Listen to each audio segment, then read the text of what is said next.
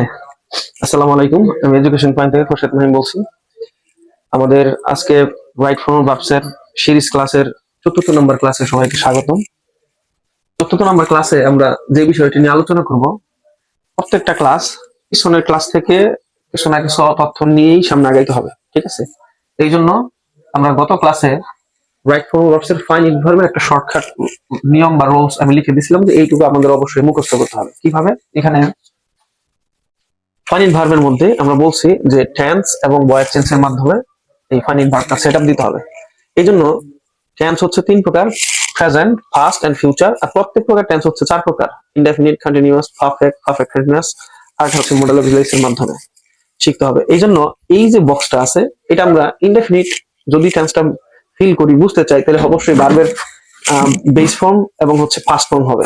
আর পেসিভে করার সময় two be plus ভার্বের ফার্স্ট পার্টিসিপল ফর্ম হবে। কন্টিনিউয়াস এর সময় টু বি প্লাস ভার্বের সাথে আইএনজি হবে, মানে কন্টিনিউয়াস মানে আইএনজি হবে, কিন্তু টু বি দ্বারা বুঝবো যে আসলে এটা কোন ধরনের টেন্সের মধ্যে পড়ছে। আবার to be plus being plus V three, to have plus V three, to have plus been plus V three, to have plus been plus ভার্বের সাথে আইএনজি। এখানে বেসিক কোনো ফর্ম নাই। মডেল এর সময় modal plus V one, modal plus be plus V three. এই বক্সের মাধ্যমে আমরা কিভাবে প্রেজেন্ট, পাস্ট এবং ফিউচার টেন্স, অ্যাকটিভ ও প্যাসিভ ভয়েসের মাধ্যমে শিখবো, সেই বিষয়টা এই চার্টের মাধ্যমে আমি এখন বুঝাই দিচ্ছি। প্রথমে বেস হচ্ছে এই চার্ট, একটা ভয়েস চেঞ্জের মাধ্যমে অ্যাকটিভ আর এটা কি প্যাসিভ। একটু যদি খেয়াল করি, এটা হচ্ছে ইনডেফিনিট। ইনডেফিনিট বুঝবো কিভাবে? যখনই আমরা দেখবো ভার্বের বেস ফর্ম আর এটা কি ভার্বের ফার্স্ট ফর্ম, মানে বি ওয়ান এবং বি টু ফর্ম দেখলেই সেটা ইনডেফিনিট টেন্স হবে। একটু বোঝার চেষ্টা করি। টেন্স হচ্ছে 3 প্রকার: প্রেজেন্ট, পাস্ট আর এটা কি ফিউচার। মেইন সূত্র হচ্ছে এটা হচ্ছে অ্যাকটিভ ফর্ম, এটা কি প্যাসিভ ফর্ম। প্রেজেন্ট ফর্ম দ্বারা সবসময় ভার্বের প্রেজেন্ট ইনডেফিনিট টেন্সকে নির্দেশ করে। একটু যদি খেয়াল করি, এই যে প্রেজেন্ট ইনডেফিনিট, প্রেজেন্ট এই হলো ইনডেফিনিট। এখন ভার্বের বেস ফর্ম প্রেজেন্ট ফর্ম এসবিএস কখন হবে? যখন সাবজেক্ট থার্ড পারসন কি নাম্বার হবে, সিঙ্গুলার নাম্বার হবে, তখন ভার্বের সাথে কি হবে? S by S. যদি তুমি এটাকে নেগেটিভ এবং প্রশ্ন করতে চাও, তাহলে ডোডাস আসবে। এখন এই ডোডাস কেন? আমি প্রথম 2 নম্বর ক্লাসের মধ্যে মোডাল অক্সিলারি একটা চার্ট করায় রাখছিলাম। এই যে হচ্ছে টু ভার্ব ডোডাস আর এটা কি ডিড। এটা কোন ফর্ম? Present form. এটা কোন ফর্ম? First form. তাহলে ডোডাস কেন আসবে? নেগেটিভ এবং হচ্ছে ইনারোগেটিভ করার সময় আমার ডোডাস লাগবে। এরপরে দেখো ফেসিভের ভিতরে টু বি প্লাস ভার্বের বি থ্রি। এখন টু বি ভার্বের বি থ্রি, ফেসিভ আমি কোনটা নিব? এই যে বি থ্রি দ্বারা সবসময় ফেসিভ বুঝাবে। তবে প্রেজেন্ট কিভাবে হবে? এটার জন্য আমাকে আসতে হবে কোথায়?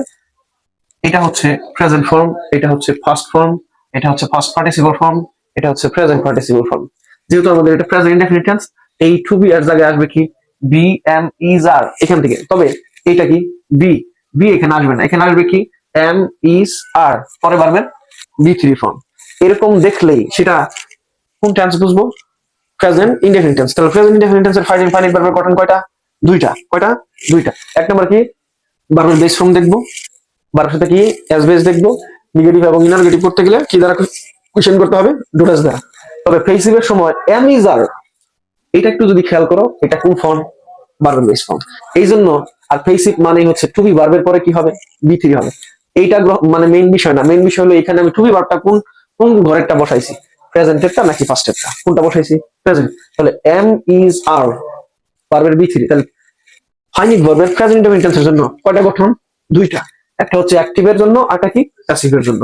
যখন সাবজেক্ট ব্যক্তি হবে, নিজে সক্রিয় কাজ করতে পারবে, তখন কি হবে? অ্যাক্টিভ হবে। আর যখন সাবজেক্ট সক্রিয় থাকবে না, নিষ্ক্রিয় থাকবে বা নিজে কাজ করতে পারে না, এমন সাবজেক্ট দিয়ে সেন্টেন্স যদি আমরা রাইট করি, তাহলে কি করতে হবে? এইভাবে গঠন করতে হবে। বুঝতে পারছি?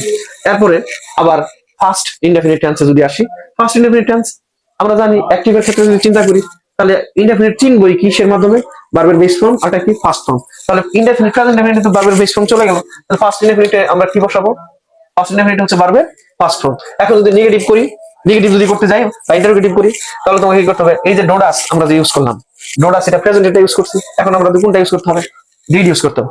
ঠিক তেমনই এখন যদি প্যাসিভে আসো, প্যাসিভ মধ্যে এটা কি টু বি ভার্ব। এই টু বি ভার্বের এটা কোন ফর্ম? ফার্স্ট। টু বি ভার্বের ফার্স্ট ফর্ম কি? ওয়াজ ওয়্যার। এই যে কি ওয়াজ ওয়্যার পরে বি থ্রি কেন? ফার্স্ট। ফার্স্টের জন্য যদি তুমি প্যাসিভ করতে চাও, অবশ্যই টু বি ভার্বের পরে কি দিতে হবে? ভার্বের পাস্ট পার্টিসিপল ফর্ম দিতে হবে। এখন সেইম ভাবে যদি ফিউচারে আসো, কাজ করতেছে কিসের? ইনডেফিনিটের জন্য। একটু খেয়াল করো, ইনডেফিনিট মানেই অ্যাক্টিভের জন্য কি বুঝবো, হয় বি1 নাহলে কি বি2। তাহলে এখানে ফিউচারের মধ্যে এই দিকে নিচে দেখো একটা রুলস আছে মডেল অক্সিলারিজ। মডেল অক্সিলারিজ গুলো কি কি, shall, should, will, would, may, might, can, could, must, dare, need. এখান থেকে এই যে দুইটা, একটা হচ্ছে কি শাল আর একটা কি উইল, এই দুইটার মাধ্যমে ফিউচার বলতেই দেখলেই চিনবো যে শাল আর একটা কি উইল। এই দুইটা দেখলে আমরা কি মনে করবো, ফিউচার। তবে ইনডেফিনিট বলতে আবার বি1 অথবা কি বি2। তবে ফিউচারে সবসময় কি হবে, বি1 ফর্মটা হবে, প্রেজেন্ট ফর্মটা হবে। তাহলে শাল উইল প্লাস বি1। আচ্ছা বলো তো বি1 থাকলে আমরা কি মনে করবো, ইনডেফিনিট। আর ফিউচার কেন, এর আগে কি বসছে, শাল উইল। কোন রুলসে, এই যে মডেল অক্সিলারি ভার্বসের রুলস। বুঝতে পারছি বিষয়টা? এখন যদি তুমি এটাকে প্যাসিভ করো, প্যাসিভ করলে ফিউচার মানে কি শাল উইল, আর প্যাসিভ বলতে কি হবে, বি3 হবে। তাহলে কিন্তু প্যাসিভের জন্য সবসময় টু বি ভার্ব প্লাস বি3 হবে। বি3 তো পাইলাম, এই টু বি ভার্ব। এখন টু বি ভার্বের মধ্যে বললাম ইনডেফিনিট বলতেই লাগবে প্রেজেন্ট ফর্ম। টু বি ভার্বের প্রেজেন্ট ফর্ম দেখা একটা বাকি ছিল, এটার নাম কি বি। তাহলে এই বি শাল উইল বি প্লাস কি হবে বি3। এই বিটা ফিউচারের জন্য, কিসের জন্য, ফিউচারের জন্য। এইটা কিন্তু বেস ফর্ম। বুঝতে পারছো বিষয়টা? এরপরে তুমি যদি কন্টিনিউয়াস ফর্মে আসো, কন্টিনিউয়াস টেন্সে আসো, টু বি প্লাস ভার্বের সাথে কি হবে, আইএনজি। কন্টিনিউয়াস মানে কি, ভার্বের সাথে আইএনজি। কিন্তু এর আগে দ্বিতীয় নম্বর ক্লাসে তোমাকে অক্সিলারি ভার্ব সম্পর্কে ধারণা দেওয়া হয়েছে। এখন আমি কেন আইএনজি থাকলেই সেটা হচ্ছে কি কন্টিনিউয়াস টেন্স, কিন্তু কোন টেন্স হইলো কখন, এটা বোঝার জন্য আমাকে টু বি ভার্বের হেল্প নিতে হবে। একটু যদি খেয়াল করো, এম ইজ আর ভার্বের সাথে আইএনজি, ভার্বের সাথে আইএনজি, তার মানে এটা কন্টিনিউয়াস। কিন্তু এটা প্রেজেন্ট কন্টিনিউয়াস কিনা বা ফার্স্ট কন্টিনিউয়াস কিনা, এই জন্য আমার টু বি ভার্বের সহযোগিতা নিতে হবে। যদি এম ইজ আর বসে, তাহলে এম ইজ আর ভার্বের কয় নাম্বার ফর্মে আছে, বেস ফর্মে আছে। বেস মানে কি প্রেজেন্ট ফর্ম। তাহলে এম ইজ আর, এরপরে ভার্বের সাথে আইএনজি, আইএনজি মানে কি কন্টিনিউয়াস। আগে কি বসে am is are, am is are কোন ফর্মে আছে, প্রেজেন্ট ফর্মে। তাহলে এটা কি কন্টিনিউয়াস, প্রেজেন্ট কন্টিনিউয়াস। এখন যদি তুমি ফেসিভে আসো, ফেসিভে সবসময় কি বসাইতে হবে, টু বি, তারপরে কি বিথিন। এখন এম ইজ আর, এটা বেসিক ঠিক রাখলাম, রাখার পরে এখানে কি ভার্বের সাথে কি আইএনজি। তাহলে টু বি ভার্বের আইএনজি কি আছে দেখো তো, কারণ টু বি ভার্ব ছাড়া কি করা যাবে না, ফেসিভ করা যাবে না। Be am is are was were been, এটা কি বিং। তাহলে এটা কি আইএনজি, তাহলে এটা কি বিং। এই আইএনজি এর কারণে এম ইজ আর এর পর কি বসবে, বিং। এরপরে ফেসিভ মানে কি ভার্বের বি3 ফর্ম হবে। তুমি সেম ভাবে যদি ফার্স্ট কন্টিনিউয়াস টেন্সে যাও, তাহলে কি ওয়াজ ওয়ার প্লাস ভার্বের সাথে আইএনজি, তাহলে ওয়াজ ওয়ার ঠিক থাকবে। এখানে আইএনজি এর কারণে এখানে কি করবে বিং, আর ফেসিভের জন্য বি3। তারপর আবার ফিউচারে যদি আসো, শাল আর একটা কি উইল, হইলি ফিউচার। আবার একটা কি লাগবে, কারণ টু বি ভার্ব ছাড়া কি হবে না, কন্টিনিউয়াস করা যাবে না। তাহলে একটা ভার্ব বাকি ছিল, সেটা কি বি। তাহলে তুমি আবার কি এখানে কি ইউজ করলা, বি, পরে ভার্বের সাথে কি আইএনজি। এটা অ্যাক্টিভের ক্ষেত্রে, এই যে ভার্বের সাথে আইএনজি কন্টিনিউয়াস, শাল উইল প্লাস বি, এটা কি ফিউচার, ফিউচার কন্টিনিউয়াস। এখন যদি এটাকে প্যাসিভ করো, প্যাসিভ গুলো আবার দেখো, শাল উইল থাকবেই, পরে বি রেগুলার ভার্ব এটা থাকবেই, পরে এটা কি আইএনজি, আইএনজি। তাহলে টু বি ভার্বের আইএনজি এখানে কোনটা নিব, বিং। আর প্যাসিভ করতে গেলেই বিং প্লাস বি3 নিতে হবে, কারণ কি টু বি প্লাস বি3 হচ্ছে প্যাসিভের মেইন ফর্ম। এই যে এটা হলো প্রিন্সিপাল ভার্ব, আর এটা হচ্ছে বিং আসছে কেন, ওই যে আগের ভার্বের সাথে আইএনজি, এই জন্য। এরপরে তুমি যদি আসো, এটা মুখস্থ করতে হবে, টু হ্যাভ প্লাস বি3, পারফেক্ট। পারফেক্ট মানে বুঝবা কি দিয়া, বি3 দিয়া। কিন্তু এর আগে টু হ্যাভ কেন, টু হ্যাভ দিয়ে বুঝতে হবে আসলে এটা কোন কোন পারফেক্ট। তাহলে হ্যাভ হ্যাজ দেখো তো কোন ফর্মে, প্রেজেন্ট না। তাহলে এটা হ্যাভ হ্যাজ এর পরে বি3, বি3 মানে পারফেক্ট। হ্যাভ হ্যাজ কোন ফর্মে পড়ছে, প্রেজেন্ট, তাহলে প্রেজেন্ট পারফেক্ট। হ্যাভ হ্যাজ, এই বি3টা, এই বি3টা, এই বি3টা টু বি ভার্বের বি3 কি আছে দেখো তো, বিন আছে। তাহলে কি হ্যাভ হ্যাজ বি3, বি3 টু বি ভার্বের, কারণ টু বি ভার্ব প্লাস বি3 ছাড়া কি নেওয়া যাবে না, ফেসিভ হবে না। তাহলে বিন বি3 ফর্ম, এই যে বি3 এর জায়গায় বিন বসাইলাম, আরেকটা বি3 লাগবে কেন, ফেসিভের জন্য। বুঝতে পারছো? তাহলে এখানে হ্যাড প্লাস বি3, হ্যাড কোন ফর্ম, ফার্স্ট ফর্ম, তাহলে ফার্স্ট পারফেক্ট। তাহলে হ্যাড ঠিক রাখো, আবার এটা কি বি3, বি3 এর জন্য টু বি ভার্বের কি নিতে হবে, বিন। আর এই বি3 কি ফেসিভের বি3। তারপর শাল উইল হ্যাভ প্লাস বি3, এই শাল উইল শুধু প্রেজেন্টের ওইটার আগে বসাই দাও, শাল উইল ফিউচার, হ্যাভ প্লাস বি3 হচ্ছে পারফেক্ট। বুঝতে পারছো? তারপর হচ্ছে কি শাল উইল হ্যাভ প্লাস বিন, এই বিন কেন, এই যে বি3 এর কারণে। আর ফেসিভের বি3 কেন, ফেসিভের বি3 লাগবে এই জন্য। তারপরে তুমি যদি আসো পারফেক্ট কন্টিনিউয়াস, তাহলে পারফেক্ট কি দিয়ে, বি3 দিয়ে। তাহলে এই দেখো, এই যে বিনটা কি বি3, আর কন্টিনিউয়াস কি দিয়ে, ভার্বের সাথে আইএনজি দিয়ে। বুঝতে পারছো? তাহলে তুমি এখন হ্যাভ হ্যাজ প্রেজেন্ট বিন, এটা হচ্ছে বি3 ফর্ম, পারফেক্ট, ভার্বের সাথে আইএনজি কি continuous. Have has been plus ভার্বের সাথে আইএনজি, এটা কি নাই, প্যাসিভ নেই। তাহলে এই হ্যাভ হ্যাজ এর ফার্স্ট কি হ্যাড, বিন হচ্ছে পারফেক্ট, ভার্বের সাথে আইএনজি কি হ্যাঁ কন্টিনিউয়াস। তারপর শাল উইল হ্যাভ বিন প্লাস ভার্বের সাথে ING, shall will future, have been plus verb সাথে ing, been হচ্ছে পারফেক্ট, being কি হলো কন্টিনিউয়াস। এখন তুমি যদি প্রত্যেকটার জন্য একটা উদাহরণ সেট আপ করো, এখানে তুমি ধরো আই ইট রাইস, এটা লিখলাম, বলো তো ইট কোন ফর্মে আছে? Present form. তাহলে এটা কোন ইনডেফিনিট টেন্স হলো? Present indefinite. প্রেজেন্ট ইনডেফিনিটের কোনটার মধ্যে পড়ছে?